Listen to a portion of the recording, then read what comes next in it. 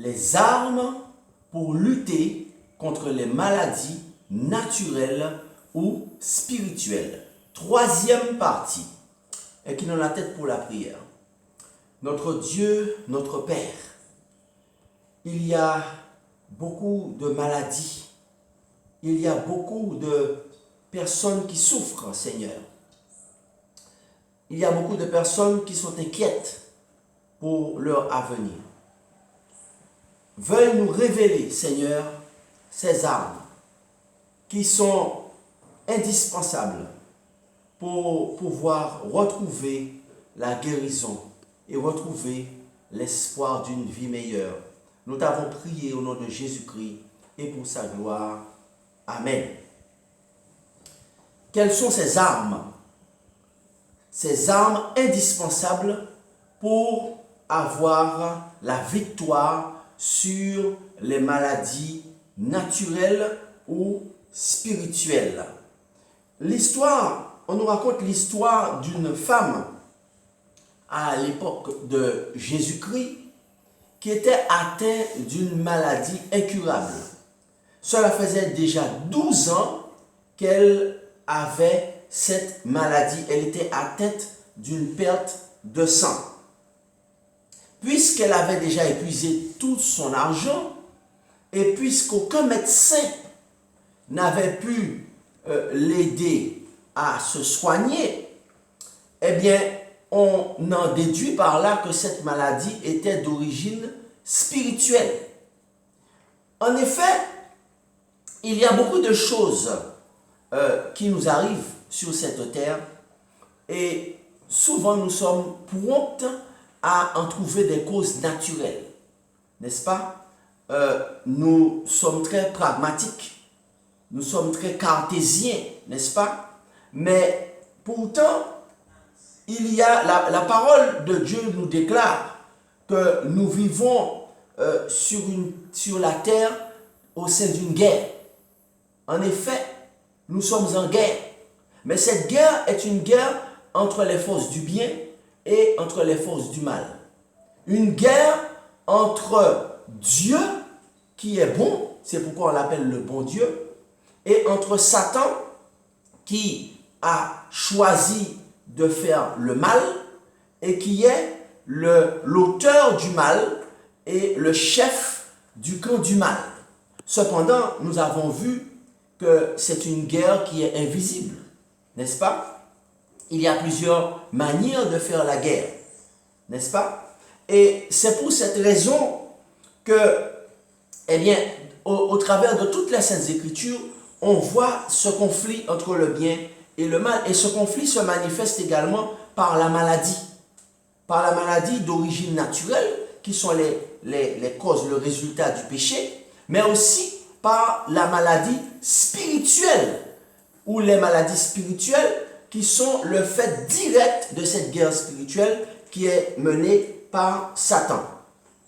Cette femme, n'est-ce pas, nous voyons son histoire dans l'évangile de Marc au chapitre 5.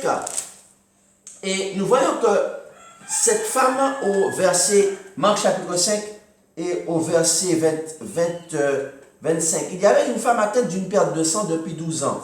Elle avait beaucoup souffert dans les mains de plusieurs médecins. Elle avait dépensé tout ce qu'elle possédait et elle n'avait éprouvé aucun soulagement, mais était allée plutôt en empirant. Ayant entendu parler de Jésus, elle vint dans la foule par derrière et toucha son vêtement. Cette femme a entendu parler de Jésus. Cette femme a commencé à entendre comment Jésus était bon, comment Jésus aimait les gens et comment Jésus faisait du bien aux gens et comment Jésus avait guéri beaucoup de malades. Donc elle a décidé de suivre Jésus, c'est-à-dire de devenir son disciple, puisque Jésus était le maître et le mot disciple dans la langue du grec biblique signifie un élève. Elle a décidé de suivre le maître.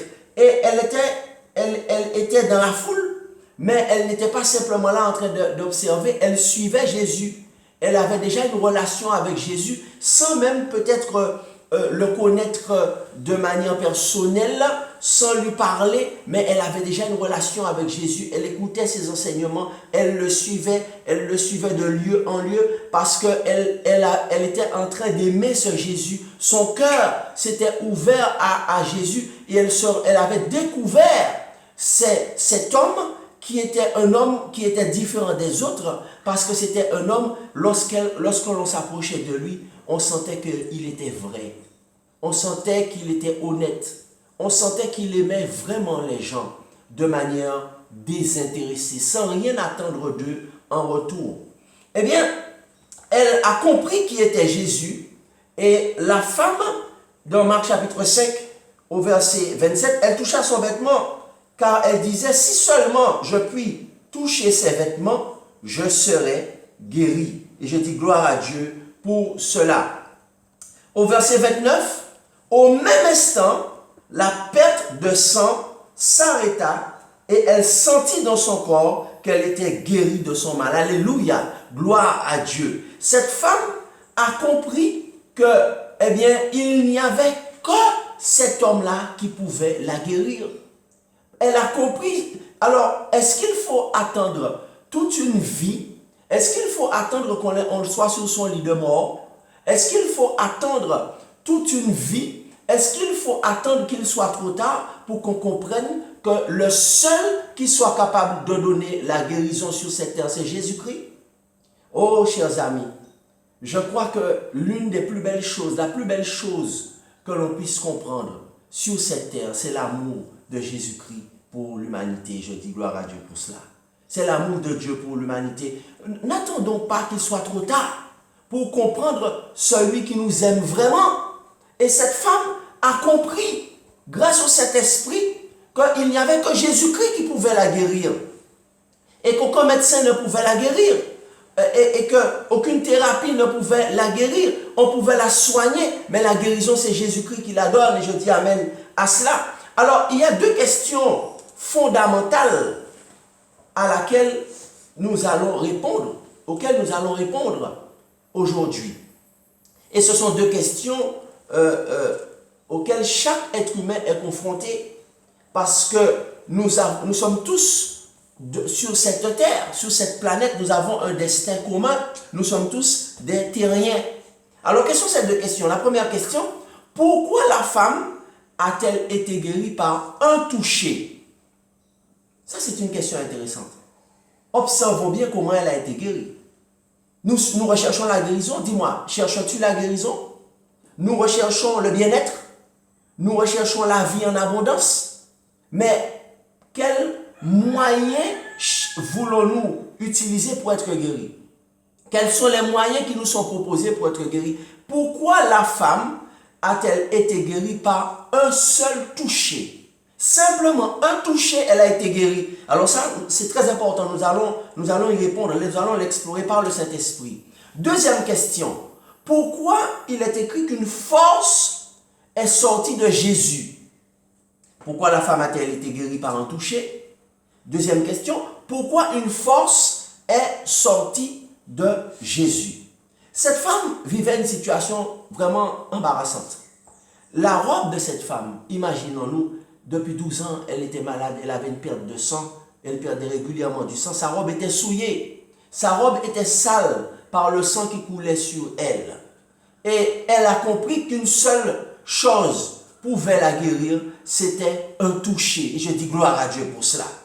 Une seule chose peut te guérir, c'est un toucher. Un toucher de Jésus. Alors un toucher de qui? Un toucher d'un être humain? Oh oui, parfois, on nous touche, les soignants nous touchent, quelqu'un nous touche. Non, cher ami, un toucher de Jésus. Pourquoi la femme a été guérie par un toucher? Alors, elle a compris qu'une seule chose pouvait la guérir, c'était un toucher, mais pas n'importe quel toucher. Quel toucher? Eh bien, lisons ensemble la suite du passage dans le verset 30 de Marc chapitre 5. Jésus connut aussitôt en lui-même qu'une force était sortie de lui. Et se retournant au milieu de la foule, il dit, « Qui a touché mes vêtements ?» Ses disciples lui dirent, tu vois la foule qui te presse et tu dis qui m'a touché? Et il regardait autour de lui pour voir celle qui avait fait cela. Marc 5, verset 33, la femme, effrayée et tremblante, sachant ce qui s'était passé en elle, vint se jeter à ses pieds, aux pieds de Jésus, et lui dit toute la vérité. Marc 5, verset 34, mais Jésus lui dit, ma fille, ta foi t'a sauvée, je dis amen à cela. Va en paix et sois guéri de ton mal. Alléluia. Quel toucher qui a guéri cette femme? Est-ce un toucher médical? Est-ce un toucher psychologique? Est-ce un toucher psychanalytique? Est-ce un toucher autre, n'est-ce pas? Ou un toucher d'hypnose? Pas du tout. Aucune de ces sciences humaines n'a été nécessaire pour guérir cette femme. Le toucher pourquoi la femme a-t-elle été guérie par un seul toucher? Parce qu'elle a été guérie par le seul et unique homme, la seule et unique personne sur cette planète et dans l'univers qui soit capable de guérir un être humain, c'est Jésus-Christ de Nazareth. Et je dis amen à cela. Et pourquoi elle a été guérie par un seul toucher? Parce qu'elle a eu le toucher de la foi. Et je dis amen à cela. Voilà le secret de la guérison. Est-ce que nous devons attendre d'être morts pour découvrir le secret de la guérison? Est-ce que nous devrions apprendre? Est-ce que nous devrions découvrir ce secret dans l'au-delà? Est-ce que nous devrions attendre la fin de notre vie ou d'avoir perdu plusieurs membres de notre famille ou d'avoir perdu plusieurs amis ou d'avoir perdu des êtres chers ou d'avoir perdu des êtres que nous apprécions pour savoir quel toucher, qu'est-ce qui peut nous donner la guérison? Oh, chers amis, je remercie Dieu tous les jours. Je ne sais même pas comment le remercier pour ce qu'il nous a donné, sa parole, pour nous révéler ses secrets. C'est le toucher de la foi. Jésus a déclaré à cette femme, pourquoi le toucher l'a guérie? Elle a dit, ma fille, ta foi t'a sauvée. Et je dis amen à cela. En effet, ce n'est pas n'importe quel toucher qui guérit un être humain. Hello? Est-ce qu'on m'a entendu? Qu'est-ce qui guérit un être humain? Ce n'est pas n'importe quel acte médical, psychologique, psychanalytique, hypnose. Non, non, non, non, non. C'est le toucher de la foi, nous dit la parole de Dieu, qui a guéri cette femme. Elle a touché, et le toucher de qui? De la robe de Jésus. Pas le toucher de n'importe qui, de n'importe quel grand savant ou scientifique. Car c'est seulement... Pourquoi? Alors, pourquoi c'est le toucher de la robe de Jésus? Tiens, ça c'est une question importante. Pourquoi c'est spécialement le toucher de la robe de Jésus? Parce que c'est seulement Jésus qui possède la robe de justice. Et je dis amen à cela. La femme a touché la robe de justice. En effet, et elle a été justifiée. Et je dis amen à cela. Et lorsque Jésus nous rend justes, il n'y a aucune maladie spirituelle qui peut rester sur nous. Et je dis amen à cela. Oh, répétons cela ensemble. Lorsque je touche la robe de justice de Jésus, répétons ensemble. Il n'y a aucune maladie spirituelle qui peut rester sur nous. Satan prend la fuite et ses chaînes sont cassées. Je dis amen à cela.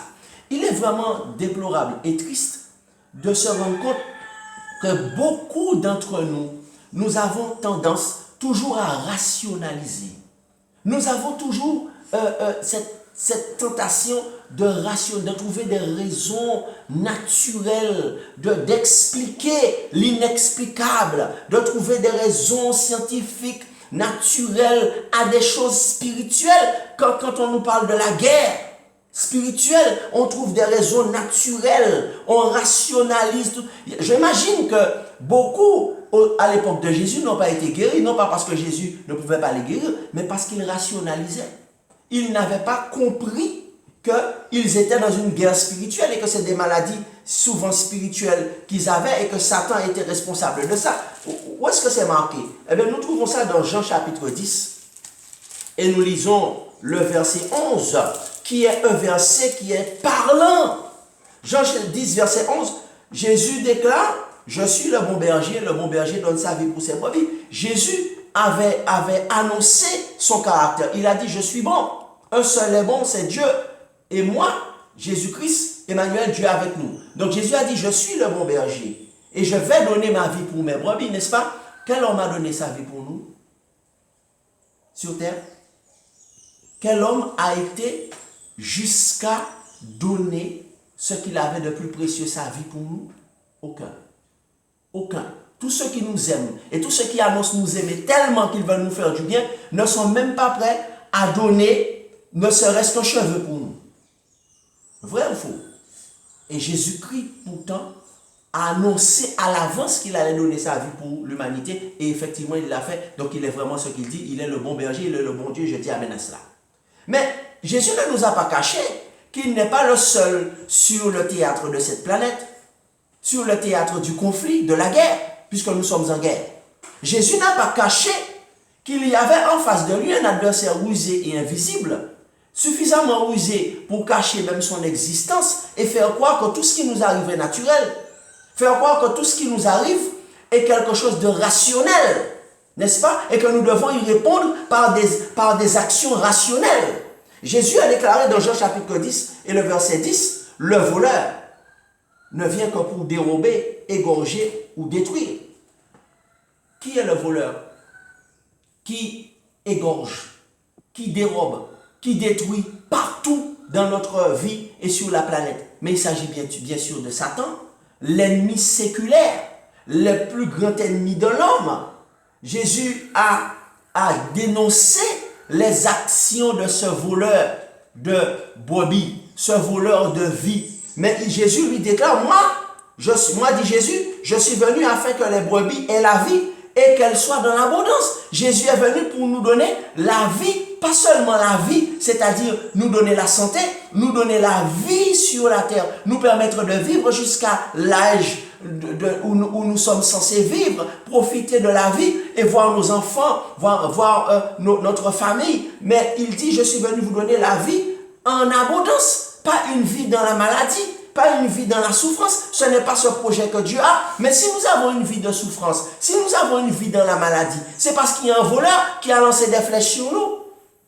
C'est parce qu'il y a un voleur qui a lancé la contagion qui frappe en plein midi, les épidémies qui frappent en plein midi, la flèche qui vole de jour. Et Jésus déclare, n'est-ce pas, eh bien, que c'est seulement lui qui peut donner la vie et qui peut donner la vie dans l'abondance. Et je dis amen à cela.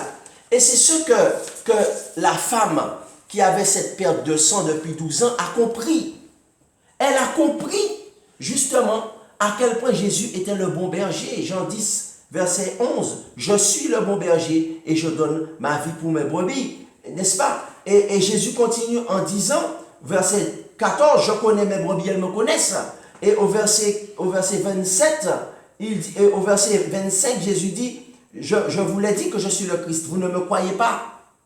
Et qu'est-ce que ça veut dire, vous ne me croyez pas? Les œuvres que je fais au nom de mon Père rendent témoignage de moi. Jésus a fait beaucoup d'œuvres, beaucoup de bonnes œuvres. Il a guéri beaucoup de gens. Mais vous ne me croyez pas parce que vous n'êtes pas de mes brebis. Mes brebis entendent ma voix, je les connais et elles me suivent. Je leur donne la vie éternelle, elles ne périront jamais et personne ne les ravira de ma main. Je dis amen à cela. Jésus, en effet, démontre que comment cette femme, elle voulait suivre Jésus, elle voulait avoir une relation personnelle avec Jésus, elle voulait connaître ce Jésus. Je connais mes brebis et elles me connaissent, Jean 10, verset 14. Non pas cette foi intellectuelle, cette connaissance intellectuelle qui signifie savoir que Jésus est bon, connaître ce personnage historique qui est Jésus. Ce n'est pas cette foi que cette femme a eue. Quand Jésus lui a dit ta foi t'a sauvé, il ne s'agit pas de cette foi intellectuelle qui sait que Jésus est un bon, Jésus a fait de bonnes actions, Jésus est mort sur la croix. Cette foi-là, ce n'est pas cette foi qui guérit, ce n'est pas cette foi qui sauve, mais c'est la foi de Jésus Une foi qui est surnaturelle, qui est donnée par Jésus, par le Saint-Esprit, qui est donnée par Jésus, par le Saint-Esprit, par son Saint-Esprit, qui a sauvé cette femme. Donc, en réalité, cher ami, quelle que soit la maladie spirituelle, quelle que soit la maladie incurable qui te touche, approche-toi de Jésus comme la femme de la perte de sang. Par la prière et par la foi, touche sa robe de justice. Et Jésus, par la puissance du Saint-Esprit, va te libérer et te rendre libre et te guérir de ta maladie. Et je dis amen à cela. Tu as entendu comment Jésus va te guérir de ta maladie? Y a-t-il un autre processus? Non! Demande à Dieu pardon et confesse tes péchés qui ont permis à Satan d'entrer dans ta vie. N'est-ce pas? Il y a des péchés qui permettent à Satan d'entrer dans notre vie. N'est-ce pas? Et il faut demander à Dieu quels sont ces péchés qui permettent à Satan d'entrer dans notre vie et qui ont permis à la flèche ou à la contagion en plein midi de nous frapper. Maintenant, nous avons posé une question, la deuxième question, on a dit, la première question, pourquoi la dame a touché la robe, pourquoi un seul toucher a guéri cette femme? La deuxième question, c'est quelle est cette force qui est sortie de Jésus? Quelle était cette force qui est sortie de Jésus? C'était quelle force? Il a dit qu'une force, Jésus a dit, mais j'ai senti une force est sortie de moi. Quelle était cette force qui est sortie de Jésus? Eh bien, la force qui est sortie de Jésus, c'est l'esprit de vie qui est rentré à ce moment-là sur la femme. Et je dis amen à cela. Et l'esprit de vie que seul Jésus possède. Parce que Jésus a déclaré dans Jean chapitre 14 et le verset 6, « Je suis le chemin, je suis la vérité, je suis la vie. » Donc Jésus possède en lui-même cet esprit de vie. Et c'est cet esprit de vie qui est sorti de lui lorsque la femme l'a touché, qui est rentré sur cette femme et qui lui a donné la guérison. Et je dis amen à cela. Comment cet esprit de vie a guéri cette femme? Dites-moi, comment? Cet esprit de vie a chassé l'esprit de mort qui était dans cette femme que Satan avait envoyé. Et au même instant, la femme fut guérie. Et je dis amen à cela. Au même instant, la femme fut guérie. Rapproche-toi de Jésus-Christ, qui est la vérité et la vie, et il te donnera ce que ton cœur désire. Et je dis amen à cela. En effet, quelles sont les armes qui nous permettent de remporter la victoire dans les maladies naturelles et la maladie spirituelle? Quelles sont-elles? Il y en a au moins 7. 7, c'est le chiffre de la plénitude. C'est la perfection de Dieu. 7, les 7 esprits de Dieu. Dieu créa la terre en 7 jours. Le 7e jour a été béni et sanctifié. Il y a au moins 7 armes que Jésus-Christ a données pour remporter la victoire contre les maladies naturelles et spirituelles. Première arme, c'est la prière. Quelle est la première arme? Jésus a déclaré dans Matthieu chapitre 7 et le verset 7, « Demandez et l'on vous donnera. » N'est-ce pas? Matthieu chapitre 7 et le verset 7, Jésus a donné la première arme pour remporter la victoire sur la maladie. Jésus a dit, « Demandez et l'on vous donnera. Cherchez et vous trouverez. Frappez et l'on vous ouvrira. » Donc, ce sont des verbes d'action. Donc, nous avons notre part à faire. Il ne suffit pas de rester passif et s'imaginer que nous allons ainsi recevoir les armes, alors que lorsque nous allons dans une guerre, dites-moi, nous avons des armes qui sont mises à notre disposition, n'est-ce pas, dans la caserne. Eh bien, si les soldats regardent les armes dans la caserne et disent, waouh, quel fusil d'assaut puissant, quelle grenade puissante, quelle lampe torche, par exemple, arme défensive, quel gilet pare-balles bien confectionné, ce sont de bonnes armes. Et ils ne prennent pas les armes, ils vont remporter la victoire contre l'ennemi. Donc nous n'avons rien à faire. Oui, il nous faut agir, il nous faut prier, mais il nous faut aussi agir. Donc prier, ça veut dire demander les armes, mais nous devons aussi aller les prendre. C'est-à-dire demander, verbe d'action, chercher, action de chercher Jésus, et frapper, c'est-à-dire frapper pour demander à Jésus de nous changer, de nous transformer, de pardonner nos péchés. Donc, la prière, première arme. Dans la prière, on prie pourquoi? Notre prière doit être précise pour la confession des péchés. 1 Jean 1, verset 9, si nous confessons le conditionnel nos péchés, il est fidèle et juste pour nous les pardonner, nous purifier de toute iniquité. Donc la première arme, c'est la prière. La prière pour demander à Dieu de pouvoir nous donner les armes, de pouvoir nous aider à nous rapprocher de lui. La prière pour confesser nos péchés, et la confession doit être précise. Seigneur, tu m'as montré dans un rêve, dans une révélation, que j'ai transgressé tel commandement. Il y en a au moins 10 dans Exode 20. J'ai transgressé tel commandement. J'ai transgressé ta loi. Je te demande pardon et je vais arrêter parce que cette transgression a ouvert une porte et Satan m'a donné une maladie incurable. Tout ce que je fais, je ne guéris pas. Il y a même des morts. Il y a des amis qui sont morts. Il y a des frères qui sont morts. Il y a des cousins qui sont morts. Il y a même des enfants qui sont morts. Il y a plein de gens qui sont morts. Donc, je demande pardon pour mes péchés. Et chacun demande pardon. Deuxième arme. Première arme, la prière. Deuxième arme, la confession des péchés. Donc, cette arme est indispensable. Si on ne confesse pas ses péchés, eh bien, Dieu ne peut pas nous donner la victoire contre Satan parce que la porte reste ouverte et Satan continue à nous tuer jusqu'à la fin, jusqu'à ce qu'on soit mort physiquement et même spirituellement. Troisième arme, l'acceptation de Jésus comme son sauveur personnel par la conversion. Actes chapitre 16 et le verset 31. Nous lisons dans Actes chapitre 16 et le verset 31, cette troisième arme, en effet, et Paul et Silas répondirent, crois au Seigneur Jésus et tu seras sauvé, toi et toute ta famille. Donc, troisième arme, on a dit, accepter Jésus comme son sauveur personnel par la conversion. Croire ici au Seigneur Jésus, ce n'est pas la foi intellectuelle.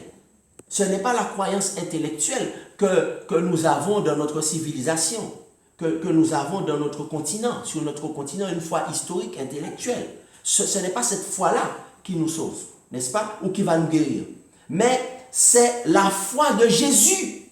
C'est-à-dire, c'est la foi qui est une relation personnelle et intime avec Jésus, où on prie, où on le suit, comme cette femme marchait sur ses traces, le suivait, cherchait à le suivre, lisait sa parole, n'est-ce pas? Donc, accepter Jésus comme son sauveur personnel par la conversion. La conversion, c'est-à-dire le baptême d'eau, n'est-ce pas? Et la conversion, c'est-à-dire un changement de comportement.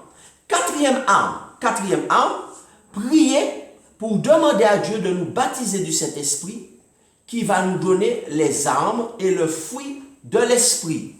Prier pour demander à Dieu de nous baptiser du Saint-Esprit. Donc on a eu accepter Jésus comme son sauveur personnel, le baptême d'eau, et demander à Dieu le baptême du Saint-Esprit. Jean chapitre 3, verset 5, Jésus déclare pareil, conditionnel, si quelqu'un ne naît d'eau et d'esprit, il ne peut entrer dans le royaume de Dieu. Donc, quatrième arme, c'est le baptême du Saint-Esprit. Si on a seulement le baptême d'eau, quand Jésus a dit demander, chercher, frapper, nous devons aussi, verbe d'action, nous devons demander, frapper. Cinquième arme, et le Saint-Esprit, qui est l'esprit de vie, va chasser les esprits de mort. Qui est l'esprit de vie? Qui est l'esprit qui est sorti de Jésus et qui a chassé cet esprit de mort qui l'a rendu malade pendant 12 ans, cette femme, c'est le Saint-Esprit. L'esprit de vie, c'est le Saint-Esprit que Jésus va envoyer sur nous, va chasser les esprits de mort et va chasser la maladie. Et je dis amen à cela. Le texte, c'est Jean chapitre 6 et le verset 63. Et nous lisons, et il ajouta, c'est pourquoi je vous ai dit, Jean chapitre 6 et le verset 63, c'est l'esprit qui vivifie. C'est l'esprit qui nous donne la vie. La chair ne sert de rien. Les paroles que je vous ai annoncées, que je vous ai dites, sont esprit et vie. Qu'est-ce qui nous donne la vie? D'après la Bible, d'après Jésus, c'est l'esprit. Aujourd'hui, on est rationnel. On veut tout rationaliser. Alors que la Bible nous dit que c'est le Saint-Esprit qui nous donne la vie. Est-ce que c'est les humains qui nous donnent la vie? Non, c'est le Saint-Esprit. Et ainsi, sixième arme, l'observation des commandements de Dieu avec l'aide du Saint-Esprit qui sera en nous. Jean chapitre 14, versets 15 et 16. Si vous m'aimez, dit Jésus, gardez mes commandements et je vous donnerai le consolateur, l'esprit qui vous aidera à garder mes commandements. C'est la sixième arme contre les maladies naturelles. Et en fait, dernière arme, septième arme, marcher selon l'esprit dans la sanctification et nous n'accomplirons pas les œuvres de Satan. Galates 5, verset 16, marchez selon l'esprit et vous n'accomplirez point les désirs de la chair. Lorsque nous avons les armes, les maladies spirituelles et incurables ne resteront pas sur nous, et je dis amen à cela. Car Jésus a dit, je suis la vérité et la vie, celui qui croit en moi ne mourra jamais. Jean 11, verset 6. L'esprit de vie que je vous ai mis, que j'ai mis sur les saints, les conduira dans la vie éternelle. Jésus a dit, celui qui croit en moi vivra quand même, il sera mort. Jésus t'appelle aujourd'hui à le suivre. Qui vas-tu suivre? Vas-tu suivre des hommes? Vas-tu suivre les sages? Vas-tu suivre les savants pour avoir la guérison? Jésus a fait comme cette femme. Suis Jésus. Jésus, je te suivrai partout. Que ce soit le leitmotiv de ta vie.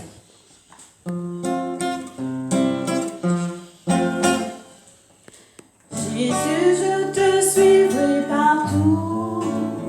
Jésus, je te suivrai partout. Soit dans la tristesse, soit dans l'allégresse. Jésus, je te suivrai partout. Jésus, je te suivrai toujours. Jésus, je te suivrai toujours. Si l'épreuve abonde, ta paix est profonde. Jésus, je te suivrai toujours. Je te suivrai dès aujourd'hui. Je te suivrai dès aujourd'hui. Mon âme affranchie vivra de ta vie. Je te suivrai dès aujourd'hui. Je te suivrai jusqu'au bout. Je te suivrai.